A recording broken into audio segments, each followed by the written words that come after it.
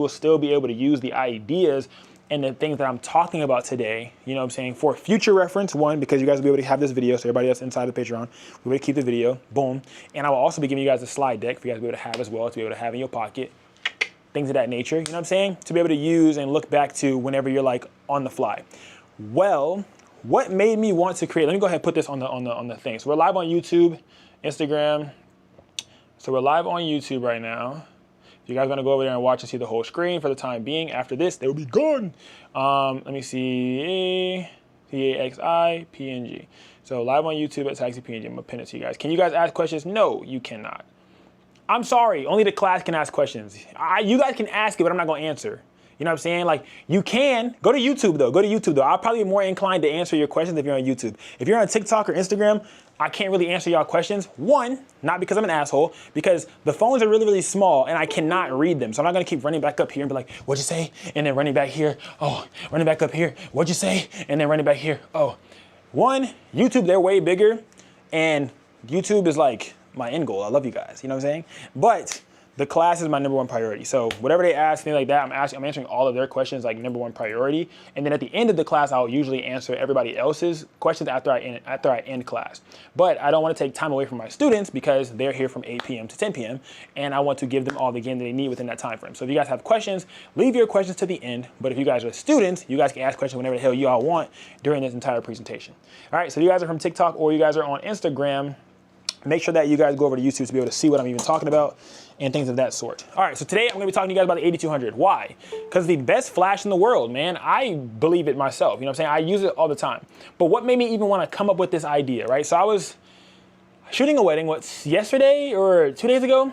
And y'all, I was boom, boom, boom, boom, boom. I'm snapping. Bride's about to walk down the aisle. Flash goes blank. I'm like, whoa, wait a minute. Let's reassess. Because last class, what did I tell you guys? When things hit the fan, when shit hits the fan, when things go crazy, you have to resort to what? Your instincts, right? Resort to your instincts. You can't resort to instincts if you don't know how to use the gear that you have. There was one button on here that I had hit and I was like, bro, what button did I hit? I had no idea. I went into tweaking out. I'm telling you guys this as like a story time, but also telling you guys this because this is some real raw, unfiltered shit. Like this has just happened, right? I'm like, oh my God, what do I do? I'm panicking. I'm like, bro, I got one 8200, my other one's in my bag. My bag's like 10 feet away. Bride's about to walk down the aisle. They just shut the music off to turn her song on. What can I do? I said, bro, you know what? Boom, took it off the thing, put that bit in my pocket, went and grabbed my other 8200. I said, hey, we'll figure that out in a minute. Boom, grab my other 8200, strapped it up real quick. If you guys don't know, I'll tell you guys about my modifiers today. Strap it up real quick, slide that on, boom, boom, boom, boom. I'm handheld just like this. I'm right back at it. Because my first 8200 went to tweaking out. And afterwards, I was able to figure out exactly what happened, right? So I always tell you guys that I want you guys to learn from my mistakes, right? So I always tell you guys, let me see. I always tell you guys that I want you guys to learn from my mistakes, right? So I never want it to be like a thing where it's like, I'm gatekeeping, LOL. This thing happened to me, so I want to be able to teach you guys how to evade that thing. So basically what happened was I put my flash in sleep mode, right? I took my flash off of, you know, wireless mode and I put it onto manual mode, right? It was in a lower power mode, right? It was no longer able to communicate with any of my triggers, right? I got all my triggers for you guys. It was no longer able to communicate with any of my triggers, bro. And I was like, bro, what the hell is going on? Luckily, I had two 8200s. At that exact moment, I had no idea what the hell a low power mode was. I had no idea what this sleep mode was. I had no idea what the manual function button was, right? So that's why I tell you guys that it's so important to know your gear. It's so important to understand your gear. It's so important to know exactly what you're using. So today we'll be going through that, and I will be telling you guys exactly how I fixed that problem, how I figured it out. I figured it out within like a matter of seconds. After all of my anxiety went away, I resorted back to instinct, and I was like, okay, now let me figure out what happened. And I was able to find out what happened within under 60 seconds. But because of all the anxiety and all the amped upness and everything was going on, it was like I wasn't able to resort back to instinct. I'm like, bro, I know how to use this thing. What's wrong with me? I was not able to resort back to instinct. So I'm telling you guys this, the repetition builds instinct. So the more that you know your gear, one, the more that you practice with your gear, two, the more you will have better instinct, right? So if you don't know how to use your T7 and you're trying to upgrade to a R5, just vibe, master that. understand everything that works on there and how that camera works. Now, when you do upgrade, you don't have a steeper learning curve. My problem was I was chasing the gear, right?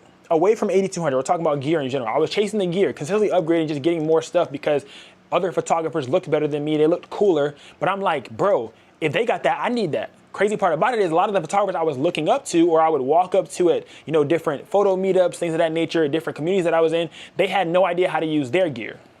I'm like, oh, bro, I just bought it because I heard it was the best. And I'm like, damn, I bought it because you had it and I thought you really knew how to use it, and they didn't. So that's my thing, you guys. When you have your gear, max out the amount of how you know how to use it. Well, I mean, max out the capabilities that you have with that gear prior to upgrading to another piece of gear. The only thing that I say like kind of goes against with is lighting, because lighting, as photographers, our job is to capture light. But when it comes to gear, like when I say camera, things of that nature, man, like try to wait on that upgrade until you feel like you really understand what you're using. Do not upgrade out of FOMO, right? Because think about it, bro. If you want to do photography for a long time or for the rest of your life, you're always going to be able to upgrade to a new camera, bro. Like, imagine if you get the best camera right now. You're not going to want anything else. You're going to get the best camera ever right now, not know how to use that bit, and be stuck. Be like, damn, well, what am I really doing it for now? Because now, are you doing it for gear? Do you actually have passion in it to make you keep going? Like, what is that thing? Initially, for a lot of us, the thing that we have is that FOMO, right? So we have the gear fear complex. We want them better gear. We want more gear, things of that nature. So that's what keeps us going in photography when we first start off. It's like, you see this big, nice piece of gear, so you want to be able to do more shoots so you can buy this next piece of gear. Prime example, Daniel, all right? Prime example, he, right, likes to do shoots and stuff so he can buy more gear. So he's a prime example, and I'm using this example because you know you are. He just said, yeah, exactly, because he knows he is. So the more shoots you're able to do, a lot of the time, you want to buy more gear, right? And that was me as well when I first started out, right? D has it bad, bro. It's like you'll do a shoot, you make a little bit more money, you're like, oh, I can put this now towards this. And you keep building up your gear, right? And you're getting more and more gear, but it's like, one, you're not able to really save, right? And continue to grow that fund to be able to do something even bigger, right? And then two, you have nothing to really like look forward to after you get everything that you need, right? I'm not saying you're not saving. I'm just saying, bro, just listen. Y'all, you're not listening, right? Just listen. It's okay, D. It's okay. It's okay. Bro said, hold up. Bro, just listen. It's okay. It's okay, bro. I ain't jumping on you too crazy. I'm just using you as an example, bro. Just vibe, right? So that's the mindset, right? Is I want you guys to make sure that you max out the thing that you use prior to upgrading, right? That's really it, right? So as you continue to shoot more, right, you're usually wanting to buy more things. And that's what keeps us going when we first start out as beginner photographers. It's like, oh, I do a new shoot, I get paid more money, I want to buy a new piece of gear. I do another shoot, I get paid more money, I want to do this another piece of gear. And it's like, yeah, but like after you get a certain amount of gear, or after you get to that point where like gear no longer matters because you've bought up everything, it's like, okay, well, what else left is there, right? Is there passion behind it, right? Is there reasoning for being a photographer? It's like all of that kind of goes out of the window. So that's why today I want you guys to be able to resort back to instinct when you're in like very, very high stakes situations where you feel like, I don't know what to do. What do I do? So for me, it was this wedding. I was like, oh my gosh, my flash stopped working. What was it? Bro, it literally was, I'm gonna answer the question really, really quickly because I know you guys are asking, well, what was the problem, Taxi? It was this button right here. Literally, this one button made it stop communicating with my camera. It went to, you guys see how it just changed right here? Now it communicates with my flash trigger. This is wireless mode. Hit this button, it goes right to manual mode. I had hit that button, I'm like, bro, what's going on? Why is it not going? What's going on? I went to tweaking out. But if I would have just took a moment to breathe, right? If I would have taken a moment to breathe, I'd have been like, okay, it's good. We're vibing. I could go ahead and remember that, oh, that is the wireless function. All I had to do was press that one button, I'd have been good. Right? What are y'all talking about in the chat right now? I just bought a gimbal, but I needed it. Wouldn't take diesel. Dropped a few times. You dropped it a few times. Dropped the gimbal. What? Who did that? I don't know. All right, go ahead, Kay. So, can you help me with? Lately, my flash has been overheating. I thought I was shooting it at a high power, but I tried 2 different fashion shows and it still happened. Because I noticed, like, after, I would say 200-300 shots probably, it would start to overheat. I thought I was maybe covering an event, or it was just, like I said, high power, but I don't know, am I doing something wrong? Are you high continuous shooting, like in the sense of, are you doing hella burst at once, like boom, boom, boom, boom, boom, boom, boom, boom, boom, boom, boom? Like, are you doing like multiple types of shoots like that? Like, even if it is at a lower power, if it's at 1/64 or 1/128, and you're doing like burst shooting, it's still gonna overheat over a while. No, and I haven't been doing burst. But Yeah. just, I guess usage of the shots. Okay. Yeah, no, I've had that happen. Like, I'll be like, I'll get it tweaking out myself, bro. I'm like, bro, what the hell going on with this thing? And I be forgetting that, like, one, it's hardware, and then two, there may be a setting that you have on your flash that could be taking more battery, right? So I'm gonna go through like a whole bunch of settings right now, and then you might be able to see one of these that I talk about in the slides that may be the reason that do that for you. So as I go through, you can ask your question again at the end, and you can let me know, like, okay, damn, that might have been the problem. Because I had some settings enabled on my flash too that were either making it overheat or not allowing me to have as much power as I wanted to out of my flash until I really started to learn these things. So I'm gonna show you guys some of these things because I know for a fact I'm about to give y'all some game and some shit that y'all don't even know because I learned some shit I don't even know. Go ahead, Carolina. Hey, I was gonna ask, what does that mean, like wireless mode? Like you don't have a trigger? Wireless mode is your trigger. So wireless mode is when you're using your trigger, right? So when you press it to turn it off, I'm gonna go through everything in the slides. When you press it to turn it off, it's now in manual mode. What is manual mode? There's little things on the side of this. If you see, like where you can plug into here, like we don't know what these ports are, right? Yeah, these are those ports. So there's ports right here that you can plug in. I don't know if you guys can see this on the thing. Well, yeah, there's ports right here that you can plug in to be able to do manual. So that allows you to shoot manually. So if you had it to where you shot manually, it would take less battery because it doesn't have to work extra hard to communicate wireless. But no one shoots manual. I'm just saying that, like, if you were someone who was shooting manually in studio, you could plug it up, stuff like that, to be able to shoot manual to your flash, but it would be connected directly to your camera. But no one does that. This day and age, some people do that, but that's just what it is. So I accidentally hit this button while I was at the wedding. I was shooting here and I was good. Then I accidentally hit the button when I put it down to look at the shots. Then I went back up to go shoot again, and it was shooting out blanks. And the bride got to the end of the aisle, about to come down. I'm like, bro, whoa, I got to change my flash real quick. So instead of me just knowing to press this button, my fight or flight kicked in. I'm like, bro, I might just go grab my other 8200. I don't got time for this. When in reality, I just had to press one button, and I'd have been back good. So that's just why, like, I'm just trying to tell you guys the importance of knowing your gear. Right? Make sense? Yes. All right. Any more?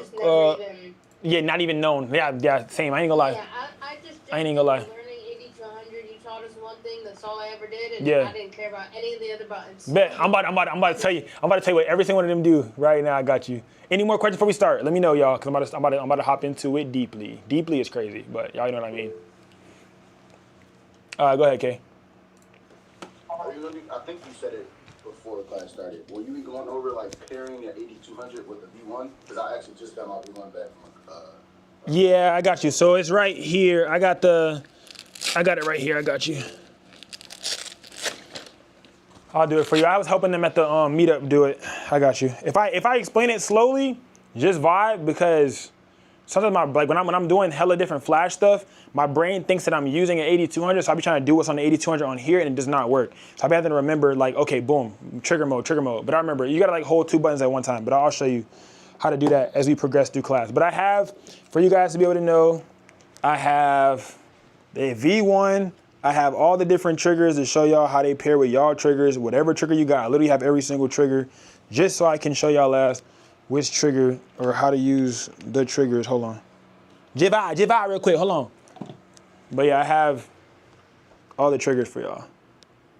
And yeah, so to let y'all know how to use them. If y'all ever have a question, I could be like, oh, I got that same one. I could show you how to do that bit type shit. So, all right. I'm on my teacher shit. All right. Let's hop into it. Are y'all saying anything that matters in this chat? V1 doesn't sound bad. V1 does sound bad. I'm really in the dark, so I don't really use it for real. V1 doesn't sound bad. Bro, you know what pissed me off? They just made like 4 different versions of the V1. For what? They have the V1, they have the V100, then they have the VM. What is that? The VM? Am I tripping? Like it's like half the price of the V1, bro. But it's like half the power as well. And a V1 is already 67 watts. So you're telling me you made me like a 30 watt? Like what? Bro, I seen that thing drop and I was like, whoa. So V1 mid, that's what it's called. It's called the V1 mid. That's what it's called. MID. That's what it's called. One thing to keep in mind though, when you're asking about the V1, this little thing gets loose overly quick, right? So keep that in mind when you're flashing. So like when you're just swinging your camera, watch out how you're swinging your camera because this little part right here gets really, really loose. And then there's like a hack that I had seen on YouTube, and you could switch it out with a metal one from eBay because this is plastic. So over time, this begins to break, right? So I don't even use mine unless it's like really dire, but I'm trying to bring y'all closer and let me see if y'all could see what I'm talking about. So if you guys can see, like, y'all see this, like, there's like a little, it's like cracked. Y'all see it? It's from weight distribution. So for having it for so long and you use it over and over again, this little piece, the weight, like that's literally the only thing holding all this weight up here, right? So over time, it begins to crack.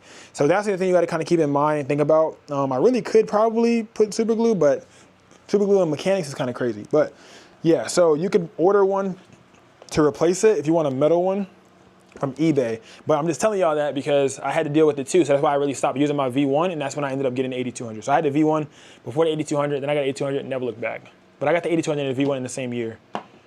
I was shooting my ass off. I was doing so many different types of events. All right, wait, sorry. Dapper, go ahead before I start.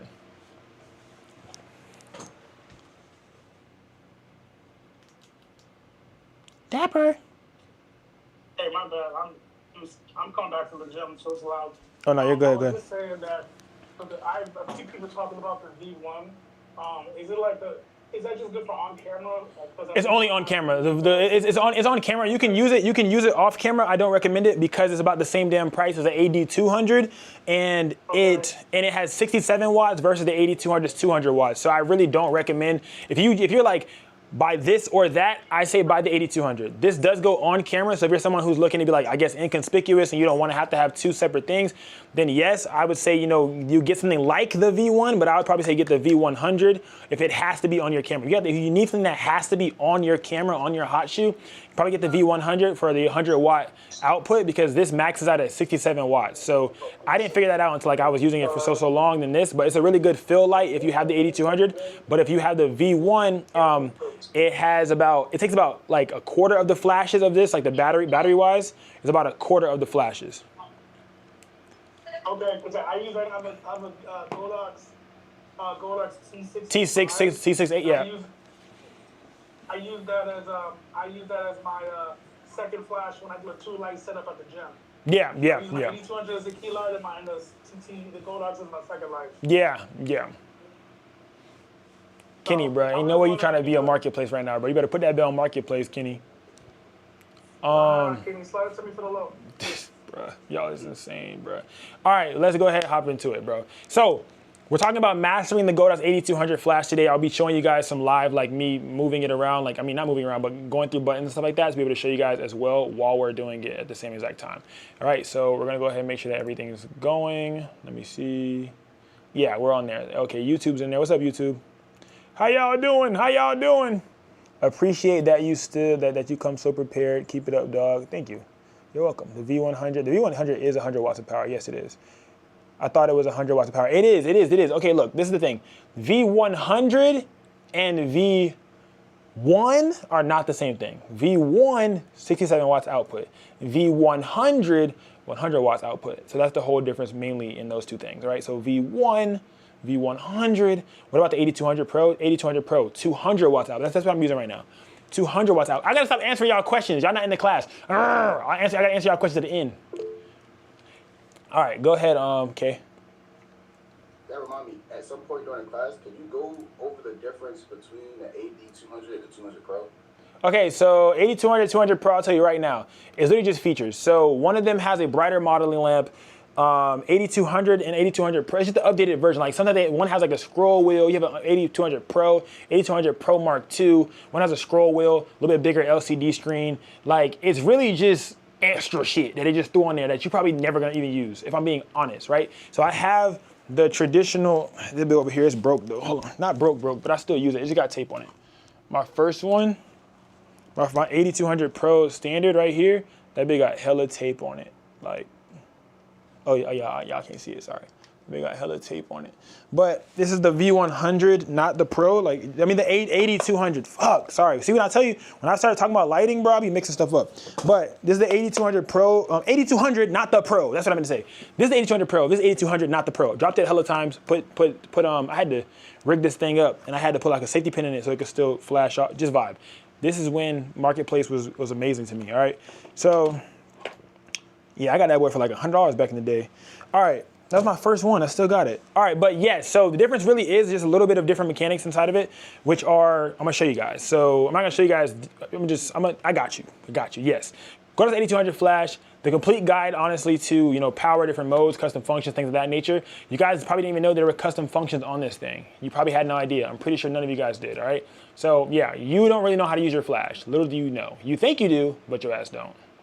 So get into it. So the 8200 is my favorite flash simply because it is very compact and powerful, right? I can take it everywhere that I go. Everywhere that I travel, I'm always taking the 8200. I don't care where I go, all right? I go out the country, I go out the city. I have two 8200s in my book bag because they are very small. They're very easy to like put together. They don't take up space at all, bro, for real, like for me at least. Because I could use the 8200 raw bare flash, or I could use it with one of my modifiers that I'm going to be showing you guys as well, right? It's perfect for portraits, different branding sessions, creative lighting, and different studio work, which are things that I use it for personally, all right? Portable, on-location shoots, traveling, things of that nature, amazing for that.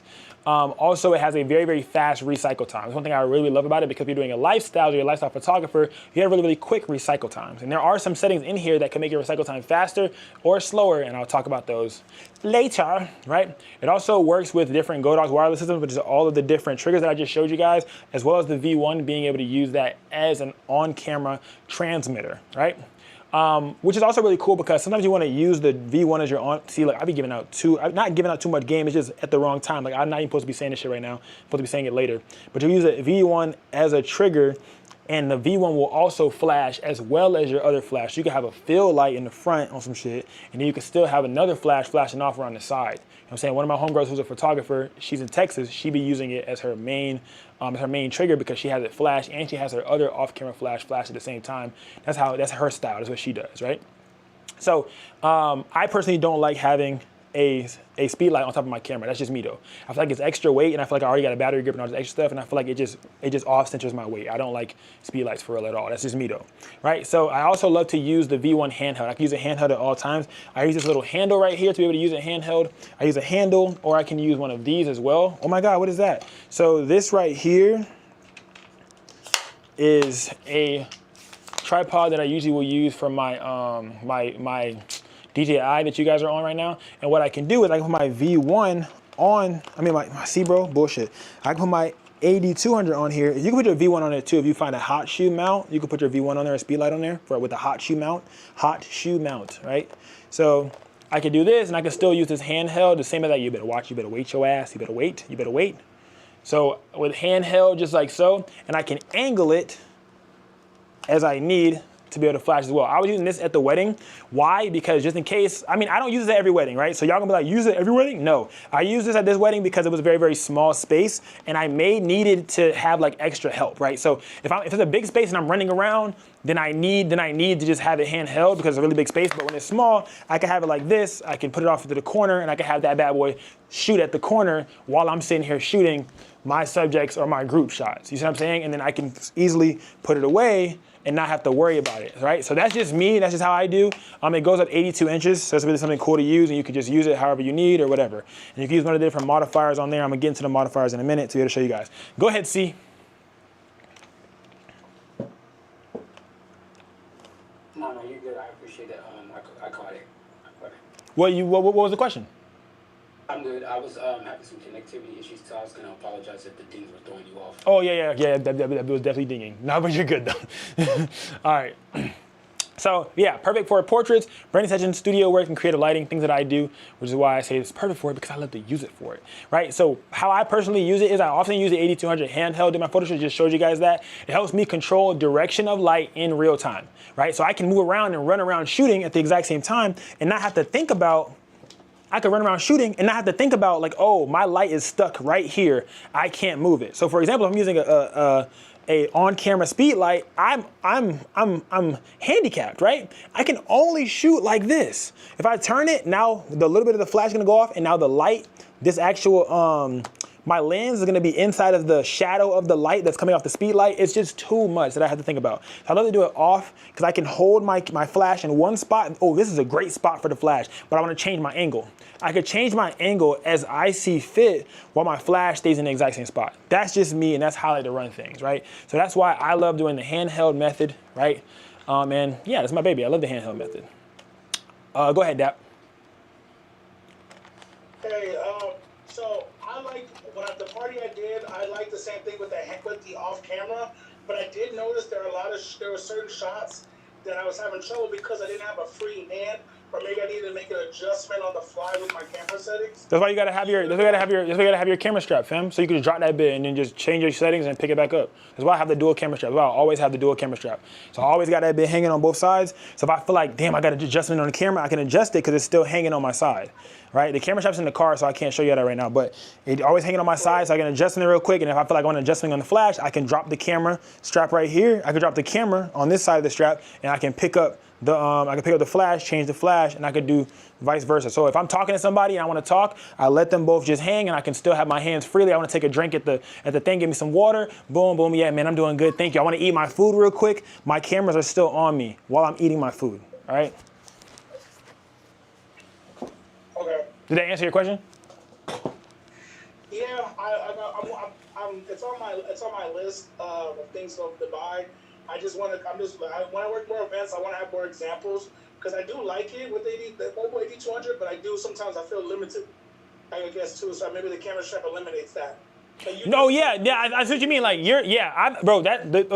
the reason I ever even got a camera strap was that exact reason. I got a camera strap for the 8200 before I got 2 cameras. So when I was like, oh, I got the 80, I was like, I'm gonna do a handheld with the 8200 all the time. I'm like, bro, this thing, like I had a camera strap with just the 8200 itself on it. So I even did this. Like if you feel like that's too much, you could do this too, right? So I had this bad boy, which is another, this is one of the prototypes from PNG Kulture we were supposed to drop, but I never dropped it. But this right here, I put the camera strap like this, and I would put my handle on here, right? With the 8200, I still do this on the fly. When I'm traveling, if I don't want to like bring my whole strap, I'll do this, and I'll have my 8200 on here, right? If I don't have my dual camera strap, I only got one, I'll have my 8200 on here, and then I'll have my wrist strap with my camera on my hand. So I have my camera in my hand, and I'm vibing just like this. So I'm able to boom, boom, boom, boom, real quick. I can change my settings. If I want to lock in, boom, boom, boom, boom, lock in. I can drop that bad boy back down, and I keep on going. So I still do that. I do this too sometimes, but I like the dual because they're both even on both sides, and I can also let my camera go, and I don't have to hold it all the time. But that's something too. Like if you already have a regular camera strap from your like that came with your camera, you can low-key use that too. Like I've done this as well, and just put it on like this on some sling vibes, and still been able to still do the same thing. I still use this to this day. I keep it in my book bag just in case I ever forget my camera strap, or if I fly somewhere. And I forget my dual, it's always in my camera bag, just stuck at the bottom, just in case I ever forget it, so that I never have to, stress holding. Because if your hands start getting sweaty, it's easy to drop this, and you don't want to drop it. Your hand gets sweaty on your camera, it's easy to drop. You want to wipe your hands off, you can't, because you don't have nowhere to put your camera at. You know what I'm saying? Then they have the no hate on the company, but they have the little spider vest too that has like the little things you could do as well. That's cool and vibes, but whenever I'm shooting, I don't feel safe because I take it off the belt, and now I'm shooting, I don't feel safe because now my camera is free again. I'm right back at that same problem that I had before, right? So I'm shooting, boom, boom, boom, boom. I don't feel safe. Like I've had times, right? I'm not gonna like cap. I've had times where I'm shooting at a wedding and I'm like, oh shit. But so happy I had my sling. Like maybe I didn't eat enough that day. Maybe I don't have enough food in me and I'm jittery, right? I've had this thing slip out of my hand, but my camera strap or whatever strap I had caught it, right? So I would use the one that they have where it just goes like that, and it's cool for when you're just resting or walking around and it looks good. But when it comes time to actually get surgical, there's no safety net. Like there's nothing like if I drop my camera, I drop my camera. Right? Yeah, maybe when I'm being mobile and walking around, it's cool. But if I drop my camera, I still drop my camera. That's why I like to have a strap or a safety strap or something connected to my camera. And the two that I've used is PG Tech and Cairo. I think it's Cairo. I think it's Coiro or something like that. And theirs is leather, and then the other one is like a breathable type nylon. The PG White Tech is lighter. The other one is leather. So if you're like going to like an upscale event, the leather one might look better with your outfit. But then the PG White Tech one is lighter on you. Like, it's like you can sweat through it and stuff like that because it has like little holes, but it's still really, really strong. So yeah, those are the two that I recommend. And then you could probably get one of these. These are really, way even cheaper that you could probably get. Like if you get one of these from like Amazon or something, like a regular neck strap, a regular strap until you get the other one, because those are like expensive. The leather one I think is $120, and then the PG White Tech is $110. You know what I'm saying? But I think it's very worth it, because I use them all the time. I have both, but I use them all the time. You know what I'm saying? So like daily. I saw the link you put.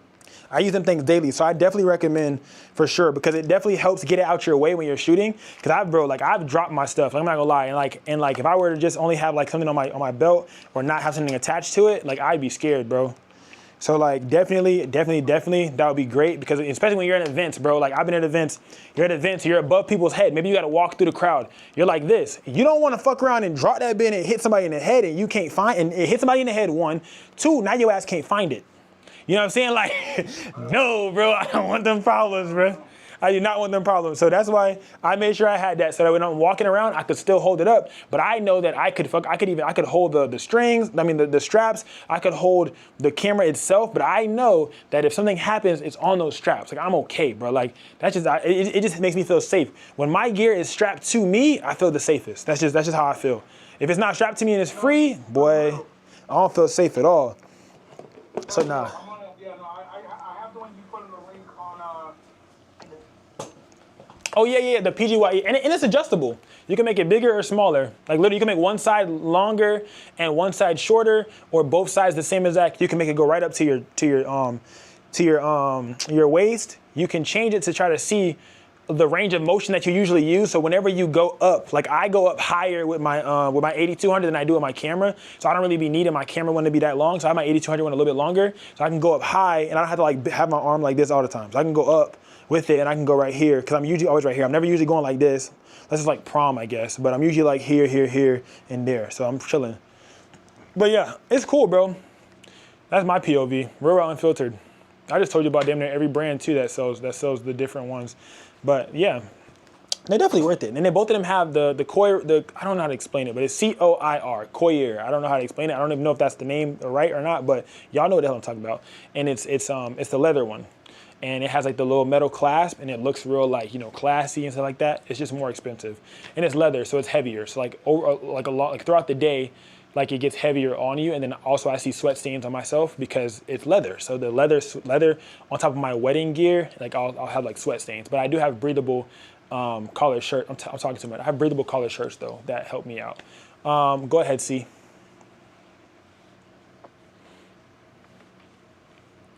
You can take Sham first. Go ahead, Sham.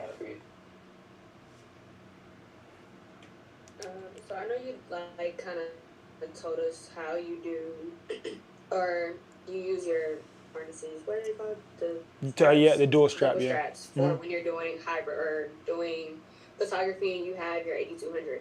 What about when you're doing hybrid? Yeah, when I'm doing okay, go ahead. It has two. So That's really what I was gonna add. Like, since you only have two. The PGY Tech one has 3. So it has the 2 on the side, then it has 1 in the middle, like where you could strap. It has a strap in the middle that kind of goes down like this. Bro, I need to go just get that shit out of the car, bro. Hold on, bro. Just vibe, bro. You look so sad. Y'all can still hear me. Hold on. I knew I should have got this bit out of the car, bro. I was thinking about it and I was like, damn, they ain't gonna need that bit. Definitely need that bit. All right, let me see. Cause like, it's hard to explain some shit that I can't show, like, and I wanna show. All right, okay, here we go. Cause it's like, we're raw unfiltered. Oh, never want to seem like I'm Kathy. I'm about to show them this shit. Okay, let's see. Oh, let's see. All right. I just ran. Hope they know that. All right. Can y'all hear me? I'm back. I ran, bro. All right, so these are the 2. All right. So this is the, yeah, it is Cairo. All right, cool. I thought I was tripping. I see you. It's not tracking. Oh shit. Sorry. Hey, Shotty, can you trap me real quick a little bit? There you go. All right, so y'all see this one? This is the metal one. This one literally only has 2, right? So it goes on like this, just like so. and it straps to the side. One thing I can say is over time, as it keeps moving, it starts to jack up your like your shirt and stuff. It's still low-key comfortable. It's not bad. I do get a lot of sweat right here, but you get carabiners or whatever you want to hook stuff right here for your cameras or whatever else. So I had it to where like I have my film camera for weddings. I'll have my my Fujifilm like right here, and it'll be hanging right there. And then I might have like something extra that I might have right here, my keys or whatever, or my media pass or whatever. And I'll have that big right there, and we'll be chilling, we'll be vibing. And yeah, and then it's chill. You can change the length of them, but it is pretty like, you know, standard. It kind of only does go down here. Like I am pretty tall. So I think I'm like almost to the last one. Yeah, I literally have one more hole left. But it literally just limits me to right here. So like I can't really go no lower than this. But it's not bad, it doesn't feel bad, but it is leather. So you gotta keep that in mind. But when you're wearing like a suit or something, it looks good on you because that leather with the suit look vibing. So when I do an upscale, high scale wedding or a convention with some like, you know, business owners or real estate people and things like that, I look chill, I look vibed out. But my favorite one, which is this one, because not this one right here, but when you ball it up, it still is pretty bulky and still pretty big, so it's kind of hard to like take when traveling, and it is heavier, so it adds more weight to my bag when I am trying to travel to do carry-on or check baggage, and it's like for no reason, just because it's like extra metal. This one only has those 2 straps on it, if you guys can see. Then it has this safety thing. So one of them had broke on me, and I had to like literally like make my own. I went to Hobby Lobby and made my own. The little safety thing had broke. I guess I had it for too long. I don't know, but I used that bit for a really long time. But this is the one that came with it, the safety one that came with it. And if I'm not mistaken, this one broke too. Yep, this one also broke, BTW. We're about unfiltered. This ain't no glaze or nothing. I'm just telling y'all, all right? Had to replace that bit. So, replaced it with this bad boy. But it does look good though. Like the leather is still like, you know what I'm saying? I'm not shitting on them. They might have made upgraded versions now. Don't know. But I know my baby right here. I love this one. Cause look, bro, you take it, you can fold that bad boy, and it goes down. Like all of this is nylon straps, so it can go down to like very. Like I literally put this in my side sling bag. This is my wedding sling bag. I literally put this in the side right here, bro, and we're vibing, and I'm good. But let me put it on and show you what I'm talking about, Sham. So I went all around the bush versus the question you actually asked. So it goes on just like so. We're vibed out. Literally to help with weight distribution, I can take this little front clip that it has. This is just like the stability clip. So I take this right here, like for a book bag, like we had like back in school. You could like put it on there to like stabilize the weight, so that way the weight doesn't like shift. That one doesn't have it, but you could put it right. Sorry, I'm not trying to hit y'all microphone on Instagram. Sorry about y'all. Sorry about that, gang. There we go, microphone galore. All right, so just like so, down to the sides. If I feel like I want it to be tighter, I can pull this string to make it tighter, just like so. That way the weight distribution stays the same, so nothing really moves. And then I can change the, where's it at? Where the hell the strap at? It's right here on my back. I could change the strap in the back to make it longer or lower. This one sits below my hips. The other one sits at my hips. So this one sits below my hips. I may be sagging a little bit. No, I'm not. So it sits below my hips. My hips are right here, a little bit below my hips. And it actually give me like a full range of motion, which I actually like a lot. Then there's this little tab right here. Did I take mine off? I definitely took mine off. Damn. Oh, basically it has these extra, did I take it off, bro? I definitely took it off in the heat of the moment. Damn. All right, but basically it comes with hella attachments. And the extra attachment that it has, damn, it's not tracking no more. The extra attachment that it has goes right here, right? So on these, y'all can't see me, damn. It goes on these, and it's like one of these, but it's another one of this. So for you to hook your other camera. So it has one that goes on this side, and then it has one that goes on this side, and it hooks your camera in the middle. So your Fuji cam hangs in the middle, and I could just unclip it to just take a picture with it and clip it back on. So that's how I'd be doing with that. I think I took it off in the heat of the battle of the wedding. It's probably my book bag. That's also in the car, but I'm not going back out there. But yeah, so that's that. That thing's lit. How's it work? It has these 2 points of contact. So it has these little things, and you just put them inside of here, just like that. But it also has a tripod bottom, so it can still go onto the tripod even while strapped, or unstrapped while still having these things on it, and they just hang to your side just like that. That's also how I hang my my flash on this side as well. And then I have my third camera, my point and shoot, or my Fuji, right here. left. Like it usually be right here, hanging right here. And then I have like my mics or whatever for the wedding, for the bride and groom. I'll have the ones I have when I have to mic them up. I have them attached to this little line. But they give you 2 of these stability lines for you to put one at the bottom and then one up top to like stabilize it. And they give you the little hooks that go onto the thing. But it's like, it's not a hook. It's literally like a small one of these that literally just go right here and you can hook your thing on there. It looks just like this. I'm gonna show y'all. It looks just like this. So I still have my wrist strap too. So it's literally one of these. It's like this. And it goes like this to the middle, and then it goes from this side to the middle, and you put your camera on it, like your smaller film camera when doing weddings, to be able to take pictures with that. So that's one. And then when she was like, how do you do hybrid, right? I don't know if she asked that, but I think it probably was in my head. What I would do is sometimes I sacrifice. Oh, you said that was another question? Or that was a question? No, that was the question. Okay, boom. When doing hybrid, so what I'll do is, if it's like, if I feel like I'm moving around a lot, I'll sacrifice me not wanting to use a, I'll either put my video camera here, right? I have 2 things that I do. And the reason why I change it up is because depending on how big the venue is. If the venue is bigger, I know that I have to do a lot more moving around. So I don't want to be more stressed. If the venue is smaller, I don't have to do a lot of moving around. So I'm okay with being a little bit less stressed. That makes sense. So usually if the venue is bigger, right? And I know that I need to get to my video camera faster, I'll sacrifice using the 8200 at all. If I know I gotta move around a lot, and I'll use my speed light at that point, right? So if I'm doing like regular stuff like that, I'll use my speed light and I'll put the same modifier that I use on my 8200 on my speed light, and now I'm gonna just sacrifice having to use a speed light because I have to focus on 2 things at once. So then I have my video camera here and I have my photo camera here, right? So I just sacrifice having to use a speed light and I'll just do that. So if I have to do that, like if I'm doing hybrid event coverage for a wedding, hybrid event coverage for a brunch, something like that, that's when I'll just dual wield, and I know I have to focus highly on it. But if I feel like I'm doing something that I'm more okay with having room for error, I'm gonna do it the way that I like. This is not how I like, because I don't like speed lights. The way that I like is having my 8200 on one. So like for example, weddings, I'll do that because I have to focus on 2 totally different things. I have to make sure they look exactly how they need to look. So I'll go speed light on one, and then I'll go video camera on the second, and then I'll do film camera in the middle. But if it's a baby shower, then I'll do video camera strapped right here, hanging right here, because I just pick it up and just use it whenever I want and put it back down on here. I'll have it strapped in this middle part. Then I'll have 8200 and flash just like this. So that's what I do for like a baby shower, something that's less, that has more room for error.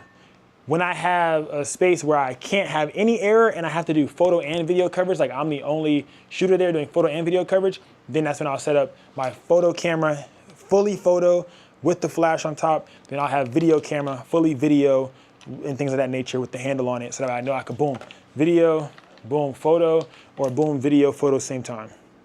So that's how I do that. Does that make sense? Shimmy, sham, sham. You have a diffuser on though, right? It's the, where's it at? What are you talking about? Yeah, I'm gonna get into that. I got you. Flash. Yeah, so, Bowl thing. I got you, yeah. Sham, that made sense though, right? Trying to make sure, because it was your question. All right, but yes, I do have multiple different modifiers. I'm gonna get into there and show you that. But yeah, so that's kind of how I strap it up. But as far as kind of getting into, I'm gonna answer that question too though, hold on. All right, but yeah, so that's that. I like it because I can quickly like change the lighting position as I need to.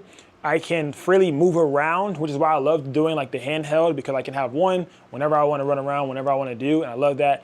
And then I can also do I have faster real-time adjustments simply because I don't have to run to my lighting stand and change it, right? I don't have to go to my lighting stand and be like, oh, I need to change the angle and the tilt, then go back to my flash, go back and change it again. Like I don't have to do any of that, because when I do that, it takes so much extra time and it just messes me up, right? So I don't have as much. Sorry, y'all. TikTok was acting up. So I don't have as much time for error, you know what I'm saying, in those situations. So I don't want to have to be like, oh, I have to bring a lighting stand to these events or to these places because I want to be just handheld, so I can be mobile. Somebody be like, oh, hey, taxi, can you come take pictures of us over here? Like, oh, me and my grandma are over here and blah, blah, blah. Like, bro, imagine I had a stand every time your grandma wanted to pick or your uncle wanted to pick. I got to keep moving stuff around to go and take that picture. You know what I'm saying? So I'd rather not do that. C, go ahead. You had a question, C? I skipped you. Yeah. I was gonna ask when you first started doing handheld with your 8200, like you've been doing recently. Did you have or find yourself struggling with more of like the flash distance, the flash angle, or like how do you kind of like work through that doing it handheld? I would say I had a lot, like, when you do it handheld, it's kind of like a set it and forget it when it comes to the flash. It's more so knowing your camera. Like, after you take a few test images and you get it kind of how you want, like if you get this flash, because the flash is in manual, it's not TTL, I don't use TTL. The flash is in manual, so after that flash power gets set to a specific power, it's no longer changing. Right, so like if I'm in a setting, unless I change lighting situations, unless the ambient light changes. Ambient light is what? The lighting that you insert yourself into, right? If it's like this and I'm trying to use flash, I will set my settings on the flash when I'm shooting in a way that's gonna look how I want with that flash in this situation. And I won't change the flash settings until I go outside or the lighting changes in the situation, right? So my flash wouldn't have to change unless the lighting in the setting changes. Like if I go outside from the venue, I have to change my flash power, right? Or if I go inside of the venue, I have to change my flash power. Or I might have to change my settings, right? If I feel like I go outside, I'm like, damn, I have to sacrifice my ISO. I'm not gonna sacrifice my ISO. I'm gonna just go up my flash power. That's the only time I'll change my flash power when I'm shooting, doing handheld. But I usually set it and forget it. Like I'll set it to like a 1/64, 1/32, and just forget about it. Like now it's set there, now I'm focusing on that camera. I know my flash is set to whatever it needs to be set at, now I'm gonna set up my camera, right? Now the only thing that did matter when you, kind of how you're asking about flash direction, things of that nature, is in your situation, setting, wherever you're at, you need to know what you're bouncing. Right? Like, is the ceiling white? Are you able to bounce it off the ceiling? Are you going for the style that has it pointing directly at the subject? Like, same exact thing, like kind of how we did for the homework, for those of you who did do the damn homework, right? It's the same exact thing. Are you wanting to shoot direct light? Are you wanting to shoot kind of off to the side? Do you want to give them 45-degree up? Do you want to give them under light? Do you want to give them straight on? Do you want to give, you know what I'm saying? So it's literally handheld and you can literally change it how you want because of the look you want the image to come out, right? So for those of you who did do your homework, you're able to see how it comes out from the different angles of lighting. So now when you're doing it handheld, you all you have to do is reduplicate those things, right? And the only thing that will change when doing it handheld are your modifiers, all right? We're gonna get into modifiers in a second, but go ahead and see what you're about to say. All right, you're welcome. But yeah, boom.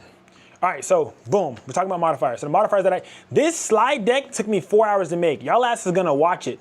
That's all I gotta do. Y'all asses is gonna see this, all right? So y'all keep asking questions if you want to, but y'all gonna see this slide deck, all right? All the damn time, all right. Woo! Modifiers that I use, right? They help me shape and sculpt the light, right? When you use the correct modifiers. So these are the modifiers that I use the 8200. I have all of them right here, hold on. Oh, and then I have the RS2, which sold out because one of our videos went viral. We're lit. Y'all snap. Because I know a lot of y'all got the RS2. So this is the RS2. What is the RS2? The RS2 is literally just an emulation of the V1 head, and it just allows you to use the same attachments that you can use in the V1 on the RS2. And this is my favorite one to use. My favorite utmost all time, right? Oh my gosh, Taxi, why? Because it's so damn small, bro. Wherever I travel at, I literally just have it in the side pocket of my bag. Like I literally, like this cannot go in the side pocket of my bag. But this can go in the side pocket of my bag. So I literally take this and I can break it apart and I can put it in the side pocket of my bag and it takes up no space. Like now it's just in the side pocket. But it's like it takes up so much damn space even if I take it apart, right? So that's the only thing about why the difference too. Also, if I want to be less inconspicuous or if I want to be more inconspicuous and less noticeable, I won't use this one, even though this is going to be the better lighting option, right? This is going to probably give you the best light out of the two. I'll tell you why, right? So this is a dome. So if you are somewhere where there's no ceiling, right? Or there's somewhere where the ceilings are black, then a dome is gonna be your best friend. So one of these two domes will be your best friend. Obviously the bigger one is gonna have more light spread, right? And the little one's gonna have less light spread, but I feel like this one is a more concentrated light spread, and like, I guess for me, it's like, I like the quality of light that comes out of this little guy right here. Like, it's like a translucent little thing that has like little like gold, like little particle specks that I guess disperse that light even more.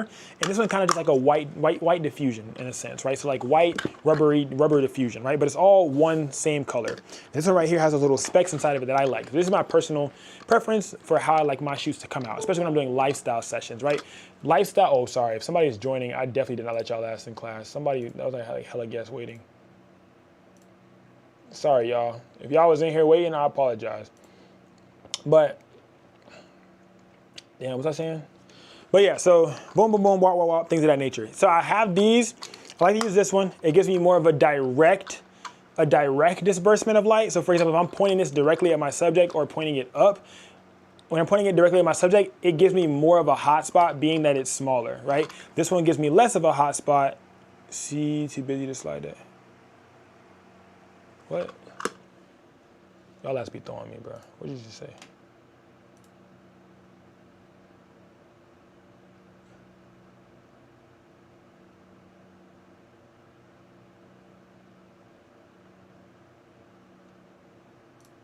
Okay, so yeah, this one obviously takes up a less surface area. This one takes up more surface area, so you're gonna be able to get more light out with this one, and the light's gonna touch more things with this one, right? This one also, you can literally pop in and like change, I guess, the modifier a little bit, not too much, of course, but you can change it a little bit if you are aiming it directly at your subject, or you want to aim it up. You can have the light travel in different ways, kind of like however you want.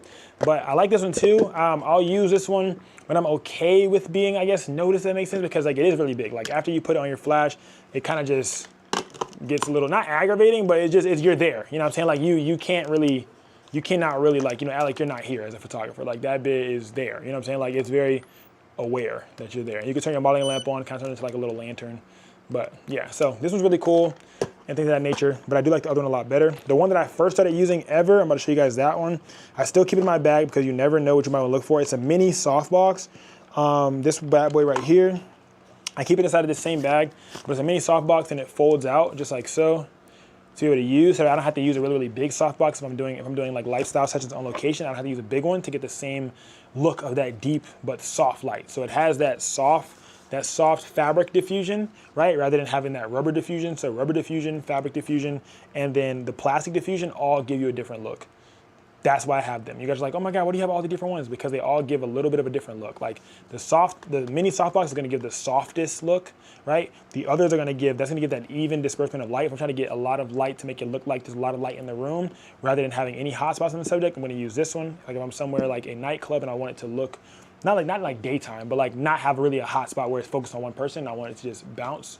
Then I'll use that on baby shower, and I want it to have even light, just like that. But if I want to have a hot spot or something like that, then I will use one of these. What is a hot spot? A hot spot is where there's concentrated light in one direction on a subject or group of people.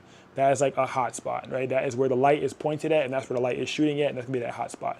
There may be some form of disbursement, but it's gonna be a hot spot. This is more directional because it is kind of coated in that black, so it's gonna go literally only in the direction that this white is pointed at, right? So no light's gonna be dispersed on the sides or anything like that. But with these, right, and this one right here, there's gonna be light disbursement on those sides, right? Because it's circular, so it's gonna hit all out. It's gonna spread all out and disperse all out, right? So this is that plastic diffusion, it's that rubber diffusion, and then this is that fabric diffusion. All right, so I love to use a small softbox, which I just showed you guys. I love to use a beauty dish as well. You guys have already seen the beauty dish. You guys know what that is. I use that when I'm on stands, things of that nature as well. Gridded modifiers. I showed you guys the grids last class. Bare bulb as well. The bare, which is just the bulb of the flash itself, like literally just the flash itself by itself. Bare, raw, things of that nature. And then also the modifiers like allow you to control the softness, the direction, the contrast, as well as the spread of light. I just told you guys about that spread of light as well. Anybody have any questions until I move on to the next portion? Put this back in my bag. Put it back in my bag. Put it back in my bag. Do you ever use the other bulb? You talking about the glass one? No, because I'm so scared of breaking that bit, bro. It gives out a little bit more power because it controls more of those watts, but I'm so scared of breaking it, bro. Like, I don't even want to, bro, I thought I was going to break it one time. I say, yeah, nah, I'm good. Because what I heard is like, when you break it, it emits a certain type of gas that like you can't really, that you're not supposed to breathe in and stuff like that. It's the same bulb that's on the MS300 as well. It's that same bulb. What is it? What is it for? It literally gives you out more flash, and it also triggers more of that modeling lamp. So when I use the modeling lamp on here, as you guys can see, there's only one brightness, which is on or off. When I put that bulb on, it allows you to have those three different lighting, three different dimnesses of the modeling lamp, and then also it allows for a less unidirectional spread of light. So for example, this, just like how this softbox is, right, that I showed you guys, this only goes one direction, right? So it shoots and it's concentrated on one direction. This flash head does the exact same thing, one direction. But imagine if a bulb was protruding out of it. Imagine this is that bulb, it's protruding out of it. It can go in multi-direction. You see what I'm saying? So now there's more spread. It spreads the light out more. Does that make sense? Sean Dapper, does that make sense?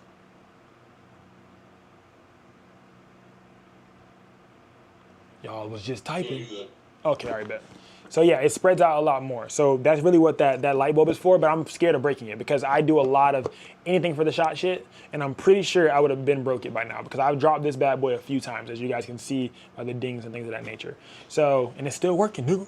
But yeah, I'm scared to break it. I just don't want to break it. I don't want to bump into it and it breaks. All right, go ahead, Carolina. When I keep this inside of my bag, there's like a little slot back here. I just slide it right inside of my bag and I keep it on me at all times. Go ahead. Nice. So, as you know, I have the beauty dish, the aluminum one that's really big and not really portable, but it is portable, but it's not portable. Yeah. So, I know that Sham has like an umbrella type thing. It's like orange, it's yellow and black.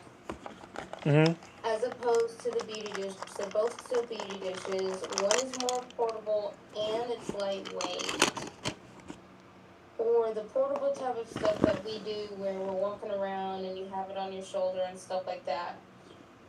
Like, I've always been trying to look for a one size fits all. I know it's like hard to put down, but like for a one size fits all, would the umbrella type thing be a better option, or is that kind of more bulky to have it like hanging off of your side? It's definitely gonna be a lot way more bulky, like for like having hang on your side. What I would say is get a mini softbox. Like, I feel like that's like that one size fit all. Either it's between this one or the mini softbox I was just showing you because they have bigger sizes. So this is like one of the smaller ones. This is one of the smaller ones and it's flat. So this is their 9 by 7 inch. They have like a 12, a 14. They have bigger ones too, but you can still kind of get a bigger softbox look. And it's coated in silver, so it's not coated in white. So it's like it still has that silver inside. So it still has that push as well, which I feel like that would like be like that one size fit all, because I used to use this off camera flash as well, like with not off camera flash, but I used to use it handheld, but I also would put it on a stand. Like I even have videos on YouTube. It's a girl with the red cowboy outfit on. And I used 2 of those. I used the bigger one and the smaller one for a 2-light setup. If you guys scroll, you see the thumbnail is the cowboy girl. But I've even used that. So I think that's my one size fit all, because I've used it in studio, I've used it on location, I've used it like outside, but like you're still gonna get some shadows because it's a softbox. No matter what kind of softbox you use, you're gonna get shadows. If you really want shadows like deleted, you're gonna have to use an umbrella, right? For those shadows to get deleted, or a 2-light setup. If you're using a 1-light setup and you want no shadows, you need an umbrella if you're in studio, right? But if you're on location and you're kind of like always gonna be out and you're looking for a one size fit all for on location, outside, messing around, maybe you do have 2 lights for when you're in the studio, then I would definitely say like this would be a good option for you to get. Like probably get a bigger size, something like that. I think that would be good. But one size fit all, I feel like there's a one size fit all for studio and then a one size fit all for lifestyle, but I don't think there's a one size fit all for all. Like I think there's a one size fit all for studio, because I have my go-to studio, then I have my go-to on location, and I think that's like you gotta split it, because there's a certain type of look that you're looking to go for when you're in studio, especially if you're trying to do like a clean background look or not have any shadows. You need a modifier for that, right? And I love using softboxes and umbrellas in studio because I can control the air, I can control the lighting, I can control the space because there's no wind coming through here, right? But on location, I love these smaller ones because I can control everything that happens with these. So like, I think there's a one size fit all for one thing and then a one size fit all for the other. Like I would spend more money on a modifier for in studio than I would on location. Like this is like $7. It's like 7 or 14. I mean, I Yeah. don't know how much it is now. I think it's $9. This is not like this one was $9. They have smaller ones. The smaller ones even cheaper, and then the bigger they get more expensive. But I don't think it goes past $20.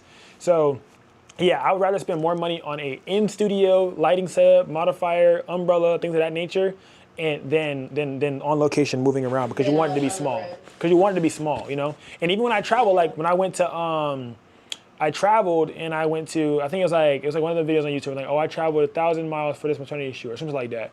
And I had these. I had 2 of these that I had used. And then I did another one, and I'm really always using like my smaller ones. Like these are the smallest, like travel, but also usable in studio, right? Like, you know what I'm saying? Things that I have. And they're really, really thin, but they're able to just like fit wherever, you know what I'm saying? But they fold out, and I think they're really good. So I think that those are probably like best bang for your buck if you're looking for something that's not bulky, but also something that may not be these other ones, would probably be that, because you can use that on a speed light, you could use that on your 8200, you can use it on your on-camera flash. That one's really, really versatile, and it's the cheapest. So I would say like that's really, really great to use too. If you're doing on location, maybe some in studio, but you are gonna get shadows in studio if you don't have 2 lights. If you use that modifier and you're in studio, you will get shadows. When you're saying shadows, are you talking about like face shadows, like under the nose type? Shadows isn't like background shadows. Background shadows, because you can get rid of face shadows based off light placement, like you guys know with the homework.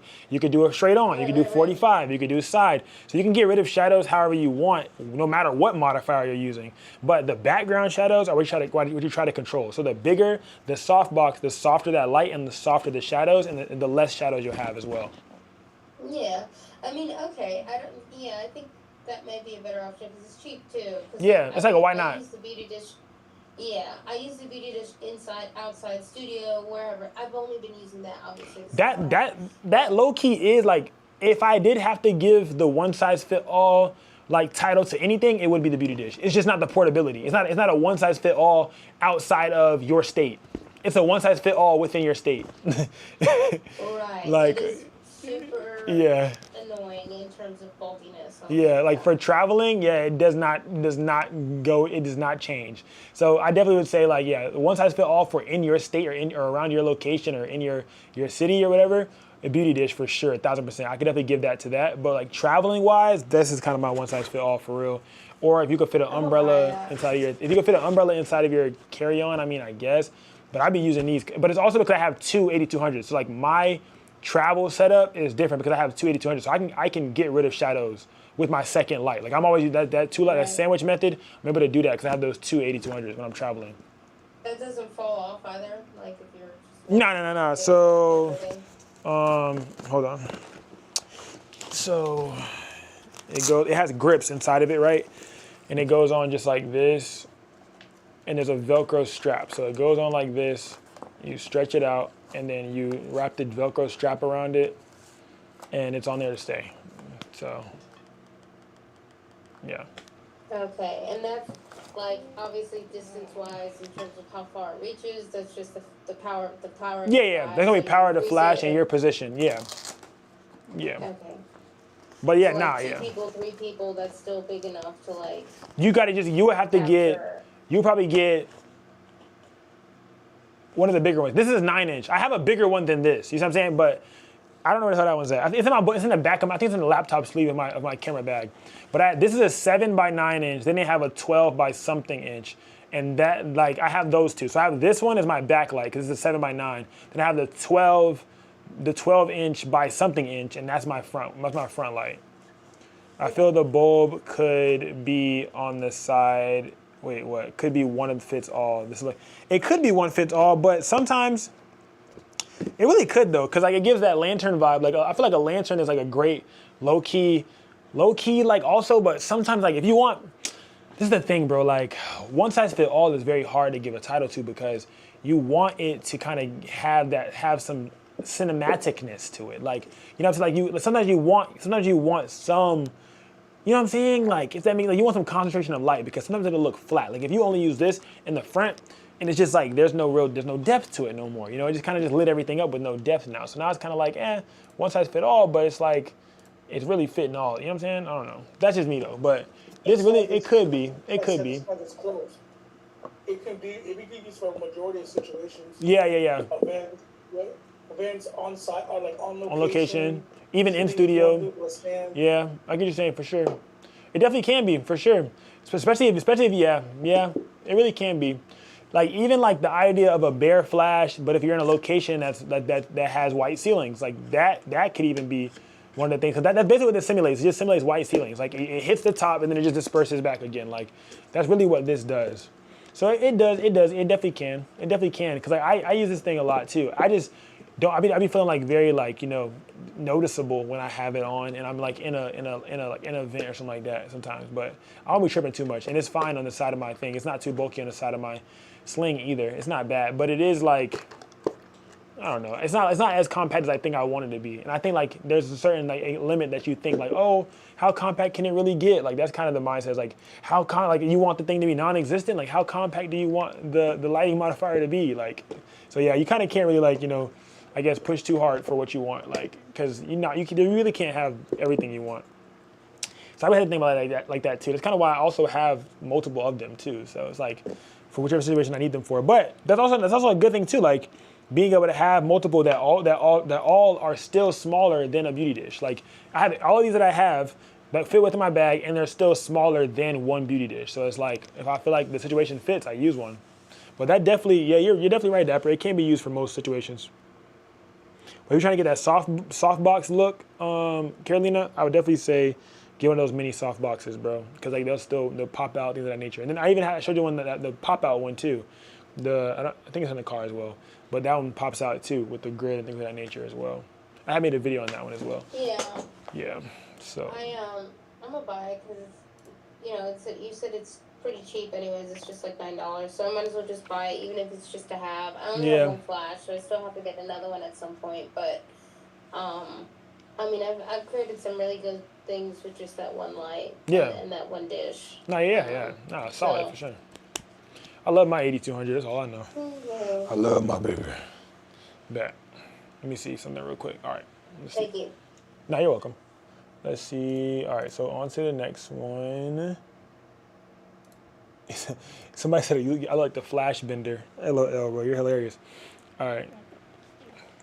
So definitely understanding flash control. We're gonna get into it, right? So we're talking about flash power, adjusting the output, right? And going down to 1/1, going all the way up to 1/128. So if you guys are like, oh my God, what does that mean? So if you guys look, you can look at the flash power. As you guys see the flash power, bruh, my fingers are messed up. As you see the flash power going up or going down, the closer this number gets to 1, the higher the flash power. The further away it gets, like I'm getting further away, I'm going to 164, the lower the flash power, right? So I'm getting all the way up here. I'm at 256 now. I'm super high, right? This is the lowest that this flash power can go. It's gonna be very, very light flashes, okay?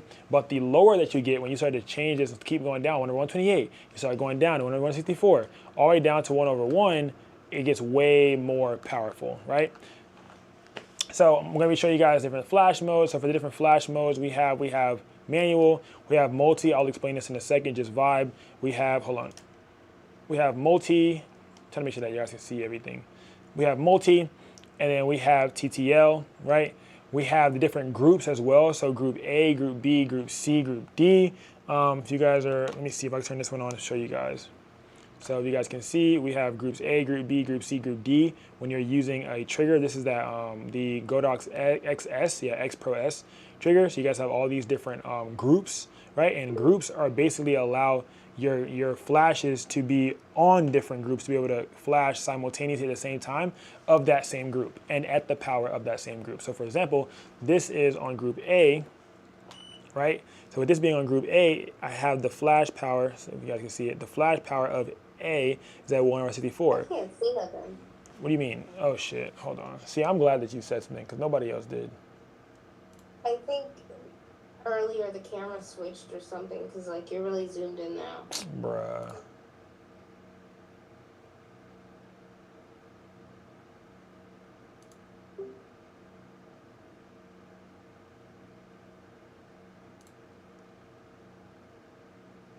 Why are you doing that?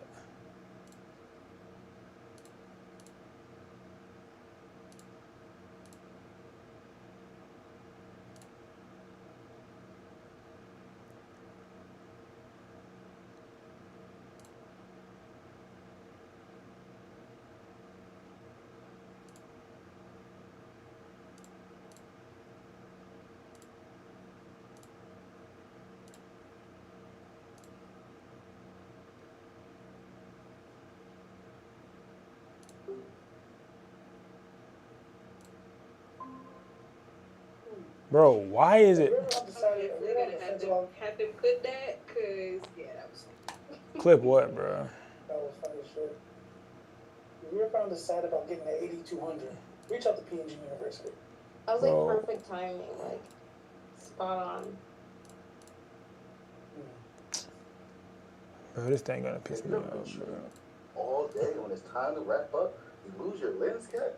If so, please call 1-800. We won't find it. Bruh. Bro, where? Bro, why is it doing this? I see your mouth moving, but we can't hear you. Bro, I'm trying to find the setting, bro. It does this, bro. Like, where is it at, bro? That is all for our commercial break. Welcome back to PNG Kulture University. Bro. Like, so you got hired. Is it working? We gotta use it. What you trying to do? Can y'all see it now or no? Can y'all see the whole screen or no? No. Your side is bigger. No, it's like zoomed in, Your so. mouth is bigger. Alright. I don't even, bro. It just automatic. It just did this out of no, like literally just mid. We were fine for everything else, right? I mean, it happened like maybe 10 minutes ago. A little more. I saw it when it did it, but I thought you did that on purpose. Nah, bro. And then when you're like, I want y'all to see this, I'm like, nope. And like, you're not.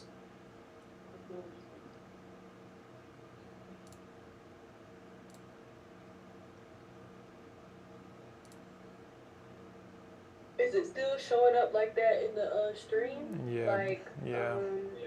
Like it's showing up regular, or it's showing up how we're looking? Nah, you guys see it a morphed way. YouTube still sees it normally. I don't even know why it changed, bro. Hold on. What is going on, bro? Why are you doing this? Why are you doing this? Why are you zooming in like this, bro? Like,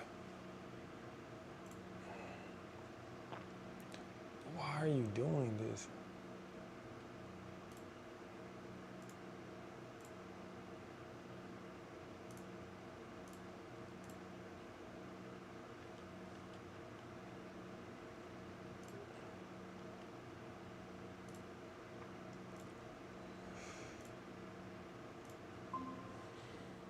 Okay, we're back. Okay, we're back. And now we're back with PNG University. Bro, y'all so stupid. I love y'all. All right. Okay, so I was getting in the flash power. I was literally trying to literally showing y'all the flash power, but I don't know what it was doing, bro. Okay, so literally, as you guys can see on here, the closer that this flash gets to 1, so I'm on the regular X Pro S right here, you guys can see. As I get closer to 1, the higher this flash power will be out, and it's communicating that with this. So as I keep changing this, it's communicating it, right? So this is the group, right? Group is A. I'm gonna show you guys in a minute, moving it around, just vibe. So this is group A, right? This is a group. So if I have other flashes that are on the same group A, they will all flash simultaneously, right? They have to be in the same group, and they have to be in the same channel. Remember last time when I told you I was turning off my damn channel? That was when I turned off my channel. Right, I'm gonna show you guys. We're gonna get deeper into it. Just vibe. I made an entire slide deck just for y'all. All right. So these are different groups. You have group A, group B. You may have hella flashes on group A. You might have 2 on group B. You might have 1 on group C. Or you might have every single flash on a different one at different flash powers. Right. We're not there